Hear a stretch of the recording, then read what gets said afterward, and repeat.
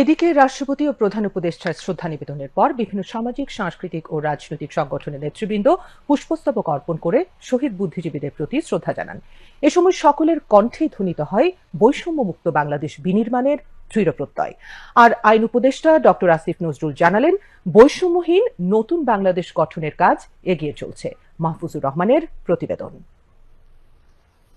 সকালের সূর্য ওঠার সাথে সাথেই শীতকে উপেক্ষা করে হাজারো মানুষের ঢল নামে মিরপুরের শহীদ বুদ্ধিজীবী স্মৃতিসৌধে। ৭১-এর মহান মুক্তিযুদ্ধের বীর সন্তানদের সম্মান জানাতেই সর্বস্তরের জনতার ঢল। সকালে রাষ্ট্রপতি ও প্রধান উপদেষ্টার শ্রদ্ধা নিবেদন শেষে শহীদ বুদ্ধিজীবীদের প্রতি পুষ্পস্তবক অর্পণ করে শ্রদ্ধা জানান প্রধান বিচারপতি ও অন্যান্য বিচারপতিগণ। পরে মুক্তিযুদ্ধ বিষয়ক উপদেষ্টা যুদ্ধাহত মুক্তিযোদ্ধা ও মুক্তিযোদ্ধা পরিবারের সদস্যদের সঙ্গে নিয়ে শহীদদের প্রতি শ্রদ্ধা নিবেদন করেন। এ সময় বিভিন্ন সামাজিক, সাংস্কৃতিক ও রাজনৈতিক সংগঠনের পক্ষ থেকে শহীদদের প্রতি শ্রদ্ধা জানানো হয়। শ্রদ্ধা জ্ঞাপন করা হয় বিভিন্ন বিশ্ববিদ্যালয়ের পক্ষ থেকে।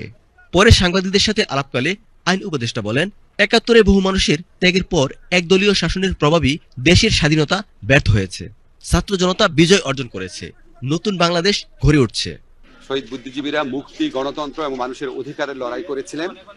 আমরা মনে করি জুলাইয়ের যে গণ অভ্যুত্থান, সেটা আমাদের যে ৭১-এর মুক্তিযুদ্ধ, আমাদের শহীদ বুদ্ধিজীবীরা আছেন, মুক্তিযোদ্ধারা আছেন, ওনারা যে স্বপ্ন, যে প্রত্যয় এবং যে ভালোবাসা, দেশের প্রতি ভালোবাসা নিয়ে যে সংগ্রামে ঝাঁপিয়ে পড়েছিলেন, সেটারই কন্টিনিউয়েশন ছিল আমাদের জুলাই গণ অভ্যুত্থান। আমরা ১৯৭১ সালে বহু মানুষের আত্মত্যাগের পর, বহু শহীদ বুদ্ধিজীবীর আত্মত্যাগের পর আমরা স্বপ্নের বাংলাদেশ গড়তে ব্যর্থ হয়েছিলাম, একদলীয় মানসিকতার জন্য, একটা দলের ব্যর্থতার জন্য।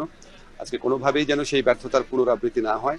আমাদের তরুণদের আত্মত্যাগের বিনিময়ে রাষ্ট্র গড়ার যে দ্বিতীয় সুযোগ আমরা পেয়েছি, সেই সুযোগ যেন আমরা কোনোভাবেই নস্যাৎ না করি, সেই সুযোগ যেন আমরা কোনোভাবেই নষ্ট না করি, সেটাই যেন আমাদের প্রত্যয় হয়। প্রধান উপদেষ্টার প্রেস সচিব বলেন, জুলাই গণ আন্দোলনের স্বপ্ন ধারণ করেই দেশ এগিয়ে যাচ্ছে। যে নতুন বাংলাদেশকে আমরা স্বপ্ন দেখছি, যেই নতুন বাংলাদেশ গড়ার প্রত্যয়ে প্রফেসর ইউনূস এগিয়ে যাচ্ছেন, এটা সেই শহীদ বুদ্ধিজীবীদের যে ড্রিম ছিল তারই একটা কন্টিনিউয়েশন।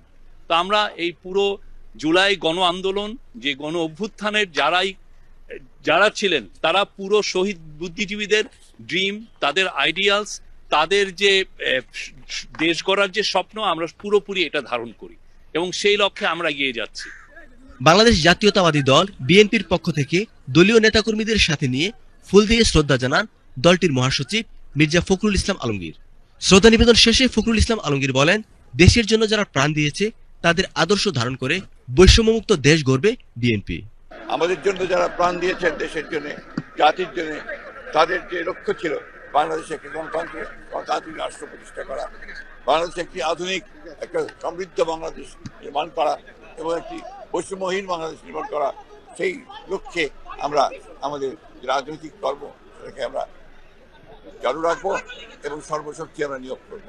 যারা জনগণ থেকে সরে যায়, যারা গণতন্ত্রকে হত্যা করেছে, যারা মানুষকে হত্যা করেছে, গণতান্ত্রিক আর্মি ও স্বাধীনতা মানুষদেরকে যারা স্বাধীনতায় বিক্রি করে দিয়েছে, তারা অবশ্যই জনগণ থেকে বিচ্ছিন্ন হয়ে গেছে ও সঙ্গত কারণেই আজকে তারা সেখানে অনুপস্থিত। মিরপুরের এই শহীদ বুদ্ধিজীবী স্মৃতিসৌধে হাজারো জনতার ভিড়ই বলে দিচ্ছে, হাজার বছরও জাতি স্মরণ রাখবে এই শহীদদের। মাহফুজুর রহমান, বাংলাদেশ টেলিভিশন।